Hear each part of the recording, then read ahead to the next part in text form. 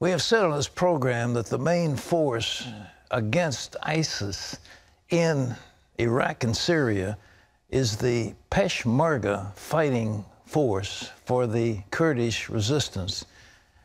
And join us now for an insight on Kurdistan and what is currently happening in Iraq are Aziz Reda. He's senior advisor to the president of Kurdistan, and Awad Mustafa, who is director of operations for the Barzani Charitable Trust. And gentlemen, it's so nice to have you with us. May I ask you this question? Are our weapons being sent from America reaching the Peshmerga forces? As we have heard, there is weapons have coming from America and other European countries. However, there is not enough, and we're asking for more to fight against these terrorist groups. Can the Peshmerga defeat ISIS or hold firm against ISIS? Of course, if we have appropriate weapons and if our Peshmerga has been trained by the official or military, we can defeat them in the region. Is there time to get training and time to get the necessary weapons before the whole area is overrun by ISIS? Of course, when the ISIS attacked Kurdistan a short while ago, they did invade some of parts of Kurdistan. However, with the American intervention and American help, our Peshmerga force on the ground managed to take control of the places where they was invaded by ISIS. And we are fighting them, and then we want them to drive them back from our land. The Kurds have a large population in Iraq.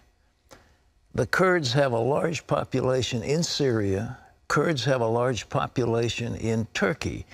Is there a desire on your part to one day form an independent Kurdistan?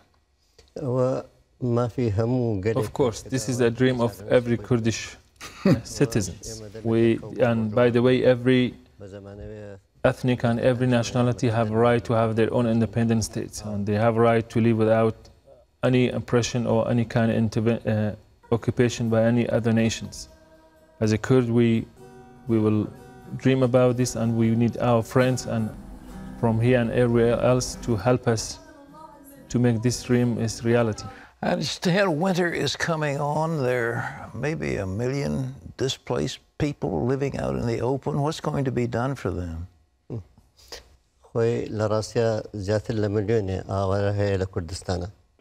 Obviously, there is more than 1 million refugees and IDPs in Kurdistan. And we have, from Barzani Charity Foundation and from the Kurdistan and Kurdish people, we have done whatever we could.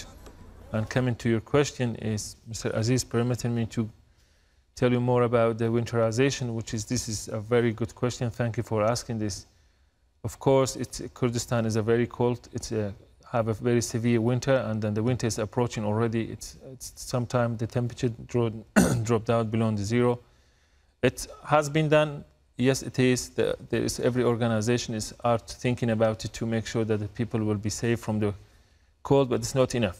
As you said, sir, it's more than 1 million. We know it's more than 1.5 million people. So if you think about each one, if you get 2-3 blankets, it's going to be, we need about 5 million blankets to cover every single one of them. And by the way, there is a lot of people are vulnerable because a woman with a child, a young child, a woman with their husband has been beheaded. There is a lot of elderly people, probably they need more help. And so it is a very urgent request. We are requesting everyone and to think about and then to save everyone from the winter, because the winter it's very harsh and very aggressive in Kurdistan. Well, I think here at CBN we're going to be doing what we can, and I think other organizations need to join in. Let me ask you one last question. What do the Kurds believe? Islamic people, ISIS calls itself the Islamic State in the Levant, and they're brutal and kill people. There are many terrorists, Al-Qaeda, who is Islamic, and then there's some that are more moderate. There's the Islamic Shia group, and then there's the Sunni group. How do the Kurds come out in terms of their belief? In reality, Iraq, it doesn't exist. they brought Iraq together at the end of the World War I. That's right. They brought various ethnicities and background, and then they enforced us, Kurdish people. As you rightly said, the Kurdistan was divided in 4 parts, and our part was they forced people to accept the Iraq state. However, now you see the states of Iraq, and going to your question, if the Iraqi government are willing to give the right of all the citizens and the right as we are asking for, then it will be acceptable to live side by side. However, as we think this is not going to be possible, so we do have a right as a nation, we have a legitimate right as a citizens of our own to hold a referendum. And whatever the outcome of the referendum would be, the Iraqi government and international community should and must accept the will of the Kurdish citizens.